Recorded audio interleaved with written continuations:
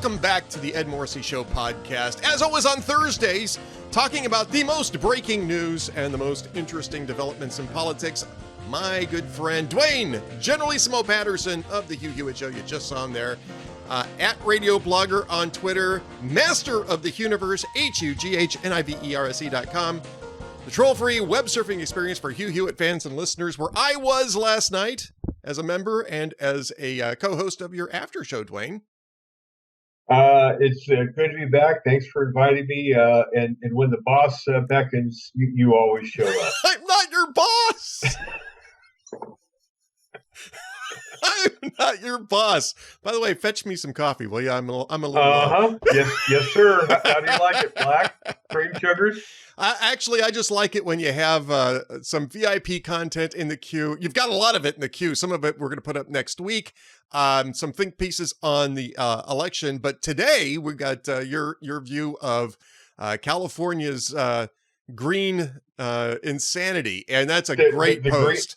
The green insanity and the EV, the EV fallacy as part of the green insanity, and why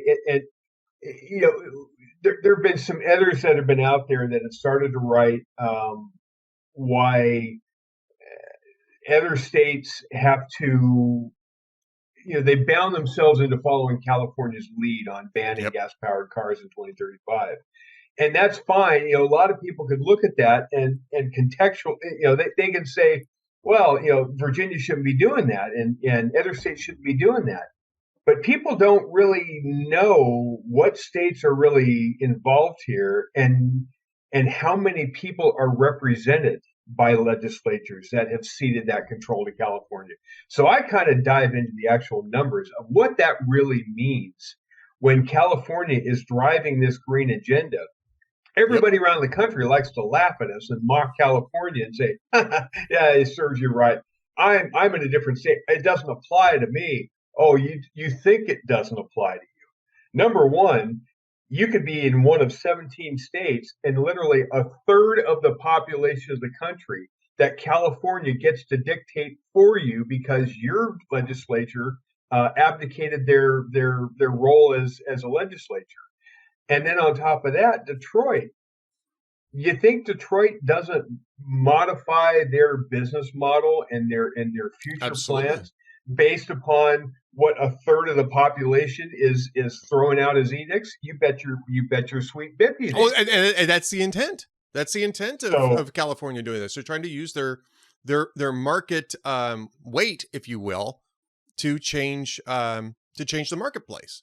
So my piece that apparently is going to come out today. My piece is trying to take what the news was of this last week, and in response to California's banning of gas-powered engines in 2035, and just to try to expand it a little bit and to put some real numbers and get your arms around what this really does mean. Right. Yes. And so that's in Duane's VIP post. Got to be a VIP member to get to Duane's post. As you should. And by the way, I will have later today, maybe even before this goes live, I will have later today a major new development for VIP on Hot Air. Yeah. We were actually going to try to announce this yesterday, but it didn't work out. So we're going to announce it today. Is it one major announcement a week? Like, me? Isn't one a week plenty? I actually thought about that. But this one's too good to pass up. It's too good to pass up. We got to get it in this week. So a bigger name than me on the other line. A bigger name than Duane Patterson, if it can be imagined. A bigger name than Duane Patterson. So yes, there you go. Okay, well, there you go. But moving on to the breaking news this morning. There's a couple of interesting news items, but the breaking news this morning is actually not here in the United States. It's coming out of Scotland, where apparently Queen Elizabeth II is, according to reports, under medical supervision and resting comfortably, and they're calling the family together. In peace. Yeah, you got to think that that's what's happening because they're calling the family out to Balmoral. All four of the kids are there now already. And of course, the grandkids are there now. Harry and Meghan are on their way to Balmoral, which tells you something, I think, about what's going on here. BBC has suspended all of its regular programming, so they're only carrying this live. I think that tells you something as well.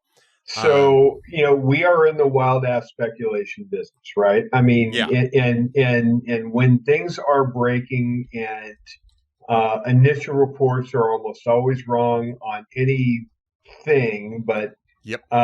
Let's look at what we know and the facts that present themselves, and take the 2 + 2 that we're given, and let's do the simple math.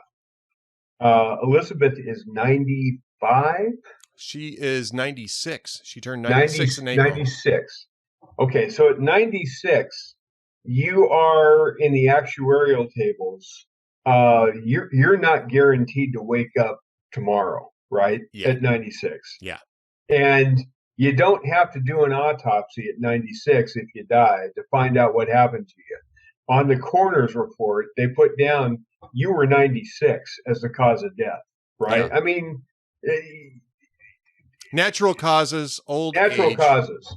And bear in mind, though, too, that this is a woman who's been remarkably healthy almost her entire life. I mean, and there were shots of her yesterday at Balmoral, basically giving the blessing, or maybe 2 days ago, giving the blessing to Liz Truss. Although it was remarked that this was, I think, the first time that it had taken place at Balmoral. Usually, the Queen comes down to London for that. To Buckingham, yeah, yeah, and yeah, she had trouble traveling. So here's the thing. Here's how remarkably long she has been on the throne, and then we'll talk about what the news actually means. Yeah, her first PM that she granted permission to form the government was Winston Churchill. Do you know when Winston Churchill was born? I'm going to guess it was in 1881, 1882, something 1874. 1874. 1874. Okay. So basically, the U.S. we're 9 years into Reconstruction after the Civil War, and her first PM that she grants permission to form a government is born. Do you know when Liz Truss was born? Oh, in the 1970s, right? 1975. The PM she has granted. I was 12. She has granted 15 PMs permission to form a government spanning a lifetime of 101 years, Ed Morrissey. Yes. That's just astounding. It is astounding. But let's look at the situation. She's 96 years old. She's been in frail health as of late. She had the Rona, I don't know, like 2-3 months ago. No, it was recently. It was recently. That's right. You're right. Yeah, she had the Rona kind of recently, and I'm sure that sapped something out of her, right? It almost has to. I mean, most healthy people can shake it off, and she did actually seem to shake it off. But yes, 96, yeah. You're going to have some of that too. But when the media comes out and says all the kids have been summoned to Balmoral immediately, and within an hour, all 4 kids are there, and the grandkids, including Harry from the U.S. Yes, and there's already attendants and spokespeople that are in black ties already. Yeah. Doctors are saying that she's under medical supervision. Medical supervision and resting comfortably. Dot. Yeah.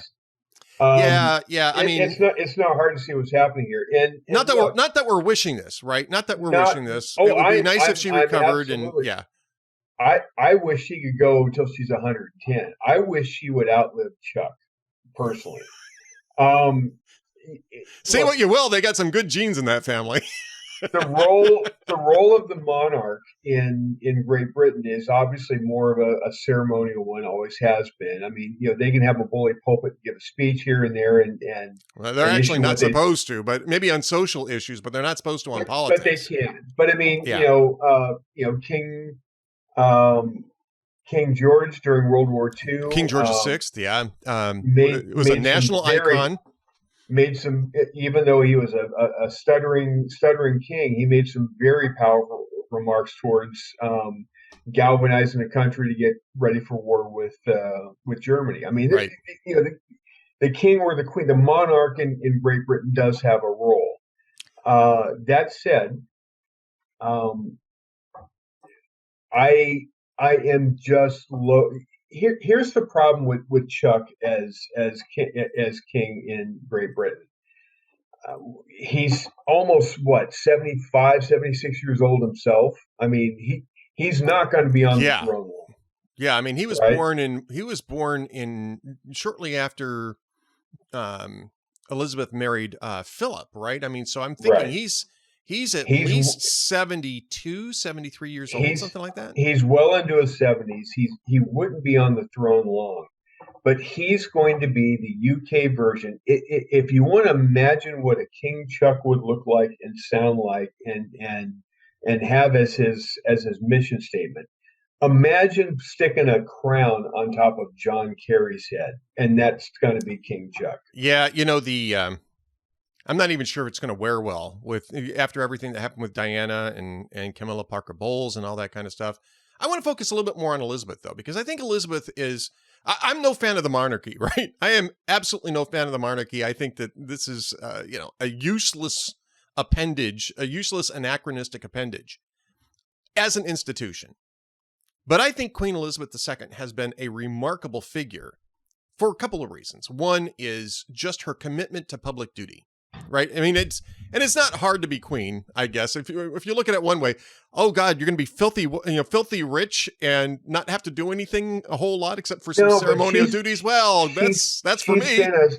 She's been a cornerstone, a stabilizing force. Yes, I mean, I agree. That's what I was about to say. All the ups and downs and the wars she's been the same person for 80 years. And it's the commitment, right? There are plenty of times where I'm sure she just said, "The heck with this.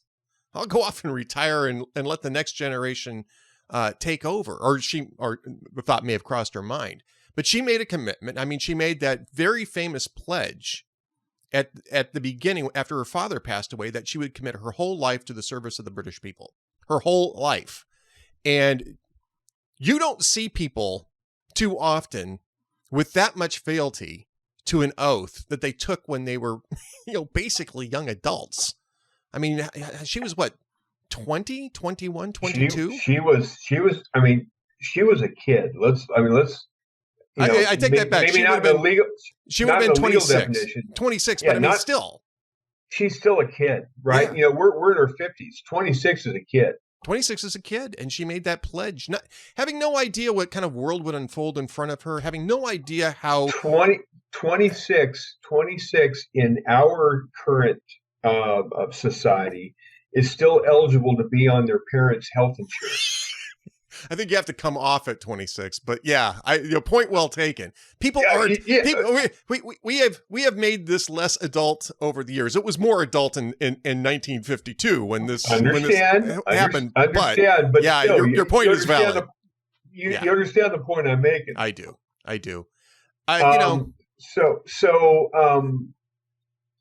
Let's. The thing is, we want her to get better. But everybody knows this day has been coming for a long time. Because it's coming for everybody. I mean, and the fact that the BBC is suspending all programming, they know something's up. They know something's happened. Yeah. Where I'm depressed is not to see the coronation of King Chuck. And there's one question before we leave this and go to something. One question I'm going to double back on. But the reason this really upsets me is on a purely selfish reason. This is going to completely upend the programming of the Hugh Hewitt show for the next month. And it's just like, please spare me the Anglophile stuff. Oh dear God. Hugh texted me yesterday and he said, I've got to have at least 15 cuts from Liz Truss doing her first PM question. Oh no. And I'm like, no, God, no. Please, dear God, sweet Jesus, no. He can't get him. He loves him the Liz Truss. He Okay, thinks he's just the bee's knees. so you know what you need to do Yes, to get this. retire. Well, no, to get this message suddenly Abdicate to across, the next you generation. have to abdicate. Yeah, well, that's one thing you can do. But then you'd only have me as a boss, and you sure as hell don't want that. No, what you need to do is you need to find the theme music from Masterpiece Theater and play it instead of all the other bumper music that you have lined up for Hugh, so he gets the message. Don't encourage him.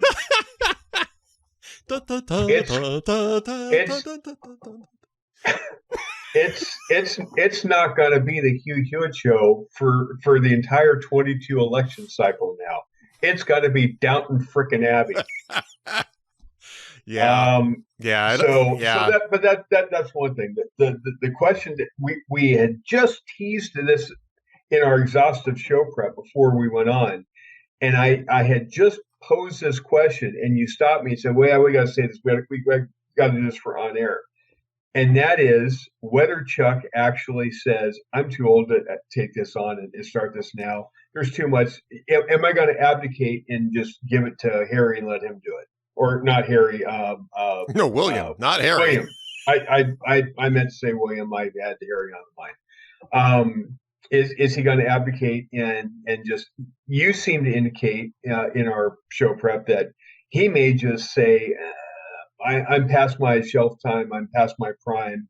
For continuity, for the country's sake, it's probably better for William to do it. He's younger. He can be there longer. Yada yada yada. I can see that point. Do you honestly think there's a chance that Chuck's going to pass up a chance to be king, even if it's for a week? I think he takes that. He's been waiting for this for 60 years.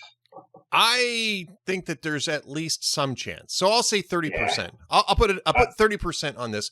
And the reason why the reason why I say that is this is I think that people are. If I was the royal family at this point, especially after the Prince Andrew stuff and the Camilla Parker Bowles and the Diana stuff, which is coming back around, right? Because it's the 25th anniversary of Diana's death. And there's been all sorts of new stuff. And so that's back in the news. I got to think that he's looking at this and saying, you know what? I don't think that the British public are going to have as much support for the monarchy under a Charles regnancy as it would under William's. And maybe it's just better for me to be, because don't forget, William's got to be close to 40 years old at this point in time. He's not exactly a youth anymore. I can't remember how old he is specifically. I guess I could look it up. He's at least in his 30s. Well, he's definitely in his 30s. I'm trying to, because I mean, again, I think he was 14 years old when Diana died, and that was 25 years ago. So he's got to be close to. He's looking hard at 40. Right. He's starting to share our hairline. They got married, meaning Diana and Charles, in 1980. 1980. 80? Yeah, 80, 81, somewhere in there. Yeah, he's the Duke of Cambridge. Let me look up the 1982. So he just turned 40. He probably is 40. Yeah, June 1982. He's 40 years old. So I mean, at 40 years old, I mean, he's not a kid. You're in your window. I mean, you're in your king prime. And he's a much more popular figure. Understand all that. There's one major flaw in your argument. You seem to indicate that there will be people in the family that are gathered that think it's probably for the best to do that, meaning that there is a sensible voice left in the family. There isn't one. The only sensible member of that family is apparently unconfirmed now. The only sensible person in that family is now the Monty Python ex-parrot. She has ceased to be. She is no more. Yeah. She is pining for the fjords. I wonder if she left some instruction on that, though. Although to be honest, it wouldn't be binding. It wouldn't be binding because as soon as she passes, he's the heir apparent. Chuck's looking at that crown. That's not. he could see her wish, and he's going to say that's not how any of this works. No, and it wouldn't be. It would obviously still be his decision. It would be He's his the heir. decision to make. He's the heir. So if you're at 30%, if I were to actually put my odds on it, I would say probably less than 10. But if we're playing Price is Right rules and you're putting it at 30, I think you're way over. I put it at $1. I put it at 1%. 1%. Okay, well, we'll see. We'll see. Price is Right rules. I'm at 1%, and I'm going to win that deal. And let's just hope that she recovers and she's got some more time with us. She's been a tremendous figure for history. She's been a tremendous figure, inspirational figure for many, many people. And we are not the only person in this entire affair that I am disrespecting. I'm not disrespecting Queen Elizabeth. I admire her greatly for her longevity and stability and being such a consistent person. There is a lot to appreciate about the human trait of consistency and not waffling back and forth on issues in generations. She is very much the same person she was for the last 60 years, and you can count on that. And that's a good thing. I have no respect for Chuck. I just don't. I think he's kind of a clown. All right, moving on to another topic, and of course our prayers are with the British people, our great friends, the British people, in this time of crisis. It's a crisis. It's going to be a crisis. So our prayers are with the British people. Let's turn to the American people here. The Washington Post's Philip Bump had a really good analysis this morning of some information that he got from YouGov.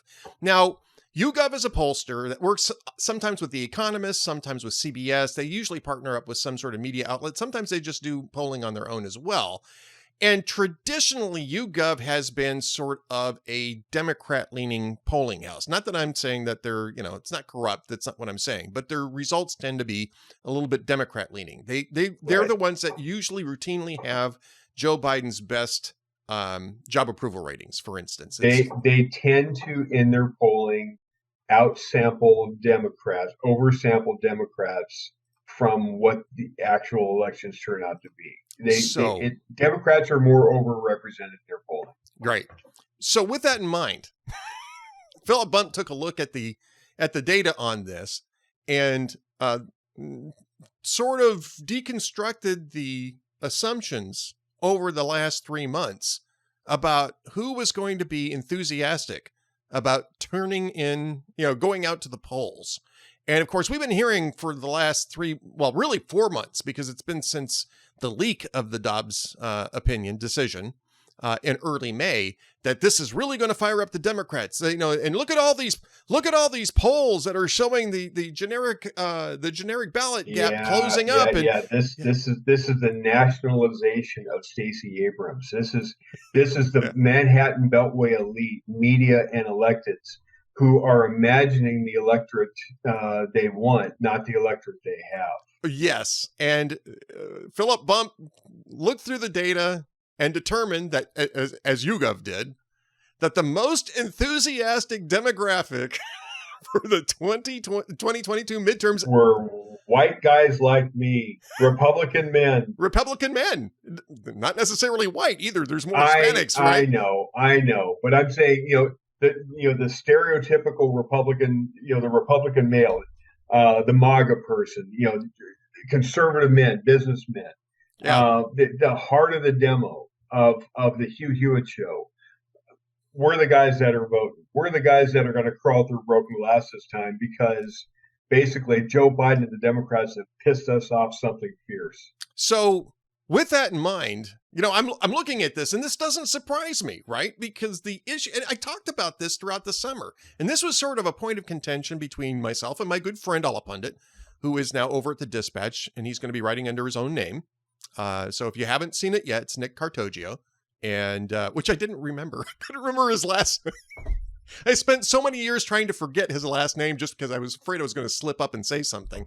But he's already sent out his first pitch to Dispatch readers under his own name, so I'm not revealing anything now. And he was saying, no, look, abortion's really going to impact midterm turnout. Take a look at these polls. And he did. He had data for this, right? But it was registered voter data. If you take a look at the likely voter data, likely voter data, and yes. this is why this is important, because it goes to likely voter modeling, right? And you're already seeing a few pollsters applying this, including CBS News, which I think is also YouGov in this instance. I didn't take a look at that, but I did see it over at RCP, right? CBS News, the latest poll from CBS News of likely voters has Republicans up 2 in a generic ballot construct, which basically anything better than a D+5 for Republicans is good news. And you are in a Republican wave type of year, right? You've got Trafalgar at R+6. You've got insider advantage at D+1, but it was only 500 likely voters that they did that with small sample. But even a D+1 is actually still pretty decent news for Republicans. The Democrats have to be at a D+5 or better in order for them to be on a good side. Going back to the 2010 midterm after Obamacare, when Republicans, mostly male, some female, but mostly Republican males, were just incensed, fired up, just incensed at the jam down of Obamacare through kind of a backhanded way of doing it. The congressional generic map that year going into the end, I think, was D+2. Yeah, I think it was. Yeah, and Republicans flipped 63 seats. 63 seats. 63 seats in that cycle. Of course, they were starting off at 188, right? So I understand there was a lot more flippable seats, practically flippable seats, but still, the tradition of outside of 2002, when George W. Bush actually gained ground in his first off-year midterm, virtually every other first-term president off-year midterm has seen an average of 28 to 30 seat swing towards the opponent, the opposition party. And that's with generic congressional ballots that are sampling D+4, +5, +7, whatever it is. Right. They still lose ground. If you are seeing still a majority of polling showing that Republicans are up less than 60 days out, 2 points, 5 points, 6 points, depending on the poll you ask, even in a best case scenario that I saw for Democrats, a best case scenario I saw as a D+2. That's the best case scenario for the Democrats that I've seen. Yep.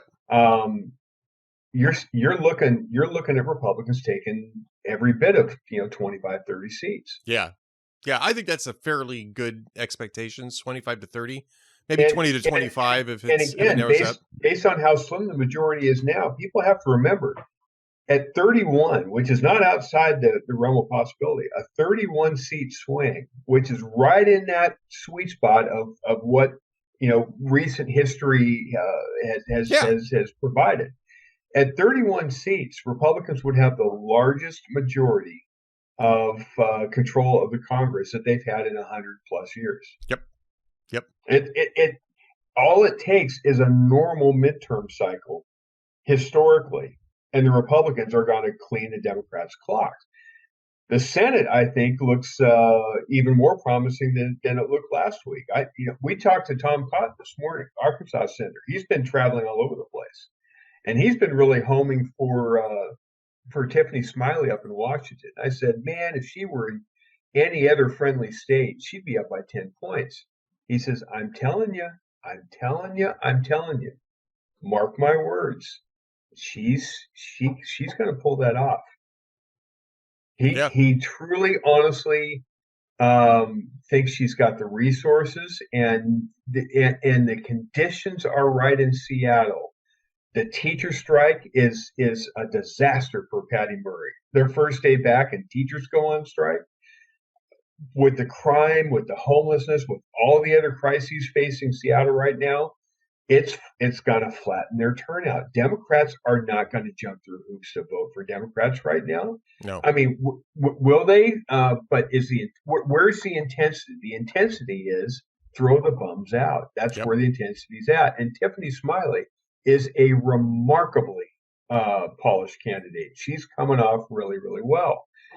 And so I'm looking at that, and here's the extrapolation. Can you honestly show me a universe where if Tiffany Smiley beats Patty Murray in Washington State, that Joe O'Dea is going to lose to Michael Bennett in Colorado? No. I mean, I'm not seeing it. No. That's two net flips right there. In that same universe, if you see a Tiffany Smiley beat a Patty Murray in Washington State and a Joe O'Dea beats Michael Bennett in Colorado, do you really see Elizabeth Cortez Masto hanging on in Nevada? Catherine Cortez Masto. And no. I'm sorry, Catherine Cortez Masto. No. I mean, I think the Hill was even saying that's the most endangered, Senate Democrat this cycle. Okay, so that's three, and we're not even dealing with Blake Masters in Arizona. Set that aside. That's God only knows. Right. But I'm looking at three possible flips just in the West alone. I still think Ron Johnson's going to hang on to that seat because Mandela Barnes still is terrified of having the stink of Joe Biden anywhere near him. Right. Although that might be a wise decision in Wisconsin. I mean, that's actually not a bad strategy. But that's not a move on offense. That's a move on defense. It's a defense. It's a defense. That's a prevent defense move, right? Yep. And we know how well prevent defenses work. I'm still worried about Johnson in Wisconsin. Wisconsin is such a brittle state. I'm worried about Johnson in Wisconsin. I haven't seen good polling yet. I want to see a likely voter model from Marquette, which usually does pretty good in Wisconsin. We will see. I remind you what Hugh always reminds about Wisconsin. The final likely voter poll out of Wisconsin in 2020 had Joe Biden beating Donald Trump by 17 points. Yep. The actual margin was 0.6. Yeah, Marquette really blew it on that one. I remember that. Screwed the pooch on that one. Really screwed the pooch on that. So unless the polling is 30 points, I'm not buying it. If it's within 5, Johnson's going to win that. I hope so. Pennsylvania, and I'm sure we're going to. Well, let's get into Pennsylvania right now because this was going to be my last topic anyway. Yeah. We're gonna need to wrap this up fairly soon, but Politico's got a report out today saying that Senate Democrats are urging Fetterman to stay off the campaign trail as much as possible and not debate Mehmet Oz. Now, that is very curious. First off, there's a good governance argument, which I explore at length in there. But I mean, it also tells you how worried they are about what Fetterman's going to do to Senate Democrats' chances. That is not signaling strength. No, it's not. Now, that's a flip that Democrats really need to hold on to the Senate. They need to flip that seat. That seat is currently Pat Toomey's seat. He's retiring.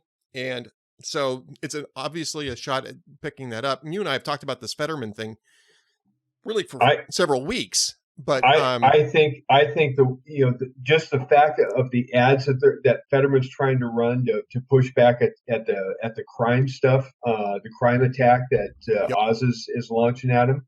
It's obviously sticking. It's obviously having an impact because of the way they've got to see they're lagging in the polls there. Yep. Crime in Philadelphia is going through the roof, and even blacks in Philadelphia are tired of it. Yep. Again, I don't see Oz losing that race at this point because the race is coming to him, even in spite of himself. Fetterman just can't. He can't demonstrate he can actually do this job. So I've already got 3 flips on the board in Nevada, Washington, and Colorado.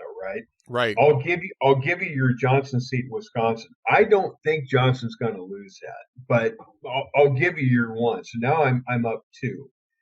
I don't think Oz loses in Pennsylvania if Fetterman remains the nominee because he's not going to be able to basement it and do a Joe Biden all the way to November. No. It won't happen. So now the last one of contention. And again, set Arizona aside because I think in the overall scheme of things, after I do this next one, Arizona's going to be irrelevant one way or the other. Okay, so I'm still up net 2 going into this. Right. Now take me to Georgia. Yeah, I was just going to bring that one up. Yeah. Brian Kemp is up between 5 and 7 points, depending on which pollster you ask, over Stacey Abrams. And she's not signaling strength either, right? No. The New York Times just yesterday, was it yesterday? Just yesterday, had this big long thing about I read you some of that. Right? Yeah, right, yeah. Exactly, yeah. So explain to me the voter in Georgia that is the Kemp Warnock voter. It doesn't exist. They don't exist. They don't exist. Trump's not on the ballot. No. The top of the ballot is Brian Kemp. Now, I will say this. There might be some Republicans who don't like Walker and decide that they're going to be a Kemp no vote. That ballot I could explain, but not Kemp Warnock. There's no way. But even the Kemp no vote, there's not going to be a lot of I don't think there's going to be a lot of them. No, because I think in the end, everybody understands that you have to make a choice. And Warnock is not just out there politically. He may be even farther left than Stacey Abrams is. Yeah. But he's also kind of corrupt. I mean, this whole thing about the parsonage fees that he's been collecting. It looks sleazy. The Free Beacon this morning has a piece out that says, has he been paying taxes on that? Because that might be it looks very, very, very sleazy. And, but again, you can't make the case to me that Brian Kemp is going to win outside a margin of error, but somehow Raphael Warnock is blessed by the rest of the state. I can't make that case, so I'm back up 3 if that flips, right? Yeah. Okay, so if I'm up 3, Arizona doesn't matter. Right. Worst case scenario, I'm 52-48. Even if you say Washington doesn't work, right? Even if you put aside Washington, you're still up 2. You're still up 2, and you flip the Senate. Yeah. Right. And maybe 3 if I'm right and you're wrong about Wisconsin and Johnson holds on. Right. Yeah. So if it's you're doable. At 50, it's very doable. I would much rather be where the Republicans are sitting right now, going 50 days out, than where the Democrats are sitting. And don't forget that this cycle is actually tough on Republicans. They're defending more seats. They're defending more open seats. The next cycle, the Republicans they're going to clean house. They could pick up a net of 9. That's how bad it is for Democrats. So let's finish up with this little thing from the News and Sentinel for 2024's 2024 Senate poll, which is kind of silly at this point in time. But I'm just going to throw it out. I almost want to say this is for entertainment purposes only. This is not predictive. Right. It's for entertainment purposes only. But the News Sentinel newspaper sponsored this poll. And for the Senate race in 2024, Jim Justice leads Joe Manchin by 15 points, 47-32. Pat Morrissey, no relation to me, 50-36. Alex Mooney, 45-38. Manchin isn't getting to 40% in that poll. West Virginia flips. There's like I said, there's up to 9 different seats that could flip. Yeah. Bob Casey in Pennsylvania is up, and he could flip. I'm gonna. I'll get to that when I get to that. How's that? Well, but I'll tell you why. Is because that's when you've got McCormick coming back in, and McCormick's already run once. He's got more name ID, and I think McCormick could take on Casey and win that one. Yeah, David McCormick, I think, would be a good candidate in that race. Yeah, absolutely. Yeah, and that's the reason why he has been on board with Oz after that very contentious primary. Kirsten Sinema is up in 24, and that's going to be a fun one. No, that'll be interesting, but Arizona is going to be tough for Republicans, I think. Anyway, that's a discussion for another time. Duane, Generalissimo Patterson, what's coming up on tomorrow's Hugh Hewitt Show? Tomorrow's Hugh Hewitt Show, we are going to have, in addition to the traditional Hillsdale dialogue with Larry Arnn, we're going to be talking to potentially another pickup in New Hampshire that we didn't even talk about, Chuck Morris, who is vying to be the nominee because they've got a very late primary there. Right. Chuck Morris is if he's elected, he could very well take out Maggie Hassan. Very well could take out Maggie Hassan.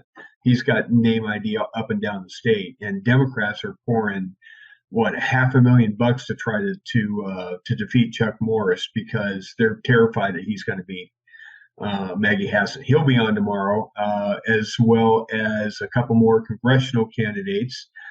Derek Van Orden out of Wisconsin and Tom Barrett out of Michigan. This is all the bumper crop that came out of Jackson Hole, Wyoming, with Kevin McCarthy a few weeks ago. This is all the hopefully incoming freshman class that he was featuring. So it's basically wall-to-wall campaign stuff, except of course it'll go completely out the window if the rumors are indeed true and the Queen Elizabeth is no more. Well, again, our prayers are with our friends in the United Kingdom. Absolutely. Tough time for you guys if that's the case, and just know that we're your great friends. We're praying for you and praying for whatever decisions are made in terms of the monarchy. We can say what we want to say about it, but it's your institution, and we respect you and respect those choices. All right, Duane Generalissimo Patterson. People can listen to the Hugh Hewitt Show, otherwise known as Masterpiece Theater, for the next few days, by being a member of the Universe, HUGHNIVERSE.com, the troll-free web surfing experience for Hugh Hewitt fans and listeners. And they can watch it unfold live in front of their very eyes. It's also on Salem Now, right? I always get this wrong. Salem Now. Okay, I got it right. Salem News Channel. Salem News Channel. I told you I always get this wrong. Salem News Channel. Yes. If you're a member of that. If you're not, you have to tune in on the AM radio dial. And Duane, what should people do if they can't find it on the AM radio dial? You walk into a general manager's office at a station that we should be on, and you look that GM right in the eye, and you point your finger at him, and you demand that he abdicate for the sake of the station. Abdicate that decision and leave it to somebody else that will be more appropriate to make that decision. Yes. What a great idea. I was just going to say you walk in there and you go, "We are not amused." But in honor I'm not dead yet. No, I don't want to go there. I don't want to go there. But we are not amused. In honor of course, the great Queen Elizabeth II. Hopefully not the late Queen Elizabeth II, but we'll see how things go. In the meantime, you can also listen on HughHewitt.com on the audio stream. Duane Generalissimo Patterson, thanks for being with us today, and we will talk to you again next week. Thanks, boss. Stay tuned for just one last message from the Ed Morrissey Show while Duane fetches my coffee. Yes, absolutely.